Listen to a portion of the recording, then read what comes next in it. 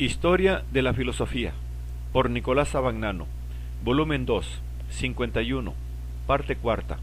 La filosofía del Renacimiento, capítulo 6, Renacimiento y naturalismo. 382. Bruno, el infinito y el hombre. El carácter fantástico de estos desarrollos de la especulación de Bruno, que hubieran debido y pretendido ser técnicos y responder a un problema especulativo preciso, confirma la naturaleza de toda la doctrina bruniana, la cual tiene sus raíces en una necesidad de expansión dionisíaca, en la voluntad de abrir ante el hombre las perspectivas más amplias y proyectar, más allá de todo horizonte cerrado, la vitalidad que el filósofo siente en sí mismo.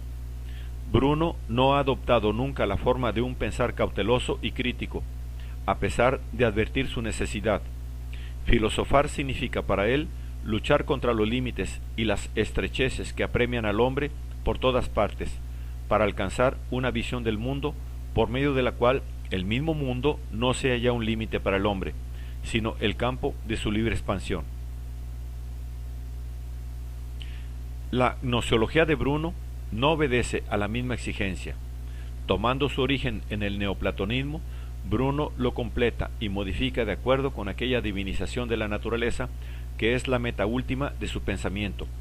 Es significativo que, enumerando en el De Umbris los grados de ascensión mística según Plotino, añada dos por su cuenta: la transformación de sí mismo en la realidad y la transformación de la realidad en sí mismo. El grado último del hombre es, pues, identificarse no con Dios, sino con la res, o sea, con la realidad o la naturaleza. En el Sigillus Sigilorum pone como el grado más alto, por encima de la sensibilidad de la imaginación, de la razón y del entendimiento, la contractio mentis, por medio de la cual las actividades humanas se concentran y unifican, haciéndose aptas para comprender la unidad del todo. Y esta también es la finalidad del mens, último grado del conocimiento. En la Summa Terminorum, último grado del conocimiento en la Summa Terminorum. Todo esto indica que para Bruno la última meta del conocimiento humano es la unión, la más íntima posible con la naturaleza en su sustancial unidad. Y este es, en efecto, el significado del mito de Acteón, expuesto en el de Gli Heroici Furori. Acteón, que consiguió contemplar a Diana desnuda, por lo que fue transformado en siervo, convirtiéndose de cazador en caza, es el símbolo del alma humana, que yendo en busca de la naturaleza y llegando finalmente a verla, se convierte ella misma en naturaleza. Y en efecto, la naturaleza es la unidad a que todas las cosas se reducen en su sustancia. Quien, como Acteón, llega a conocerla, ve la fuente de todos los números, de todas las especies, de todas las razones, que es la mónada, verdadera esencia del ser de todos. Y si no la ve en su esencia, en la absoluta luz, la ve en lo que engendra, que es semejante a ella, su imagen, porque de la mónada, que es la divinidad, procede esta mónada que es la naturaleza, el universo, el mundo, donde se contempla y refleja, como el sol en la luna, mediante la cual ilumina, encontrándose él en el hemisferio de las sustancias intelectuales. El fin más alto de la especulación filosófica no es, pues, el éxtasis místico de Plotino, la unión con Dios, sino la visión mágica de la naturaleza en su unidad, lo cual es expresado también por Bruno en el mismo diálogo con la alegoría de los ciegos, que simbolizan la incapacidad humana para alcanzar la verdad, los cuales recobran la vista y se consideran satisfechos cuando pueden por fin contemplar la imagen del sumo bien en la tierra.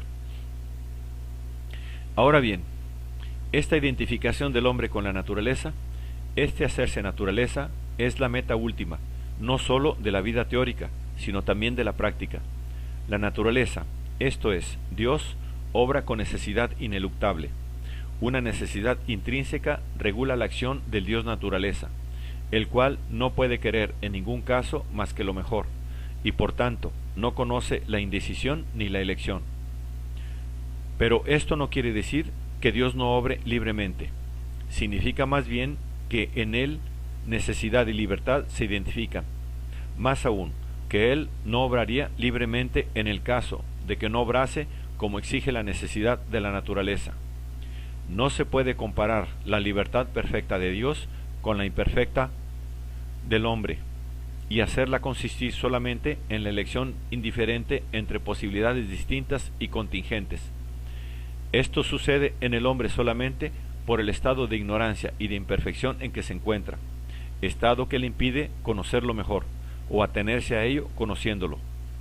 Si la libertad humana fuese perfecta, sería como la de Dios. Coincidiría con la necesidad de la naturaleza.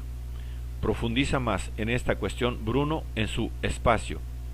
Aquí, anticipándose a la pregunta de cómo los ruegos de Júpiter pueden influir en los decretos del hado, que es inexorable, responde que el hado mismo quiere que se le ruegue hacer lo que ha decretado obrar. Sin embargo, el hado quiere que, aunque el mismo Júpiter sepa que es inmutable y que no puede ser sino que lo que debe ser y será, no deje de llegar su destino por tales medios. La verdadera libertad humana se identifica, pues, con la necesidad natural, con el hado, y consiste solamente en el reconocimiento y aceptación del mismo hado.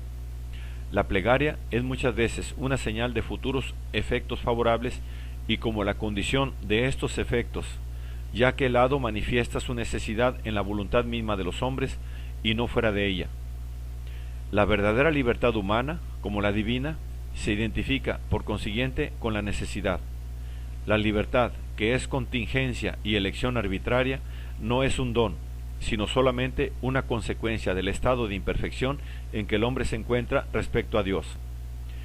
El acento de la especulación que Bruno insiste, sin embargo, en lo que asemeja el hombre a Dios y no en lo que lo distingue de Dios. El acento de la especulación de Bruno insiste, sin embargo, en lo que asemeja el hombre a Dios y no en lo que le distingue de Dios. Bruno aprecia y exalta en la condición humana lo que empuja al hombre a igualarse con la naturaleza de Dios. En la Edad de Oro, cuando el hombre vivía en ocio, no era más virtuoso que las bestias, y quizás era incluso más estúpido que muchas de ellas. La pobreza, la necesidad, las dificultades han agudizado su ingenio, le han hecho inventar las industrias y descubrir las artes, y siempre suscitan de las profundidades del entendimiento humano nuevos y maravillosos inventos. Sólo así el hombre es verdaderamente y sigue siendo Dios de la naturaleza. Pero lo que exalta y diviniza sobre todo al hombre es el furor heroico, el ímpetu racional, por el cual el hombre que ha conseguido el bien y lo bello se desinteresa de lo que primeramente le tenía atado y no tiende a otra cosa más que a Dios.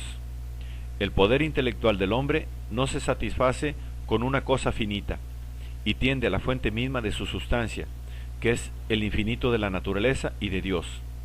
Aquí reside la más alta dignidad del hombre, que no es absorbido ni aniquilado por el infinito natural, sino que puede comprenderlo, hacerlo suyo y reconocer en él la señal más cierta de su naturaleza divina.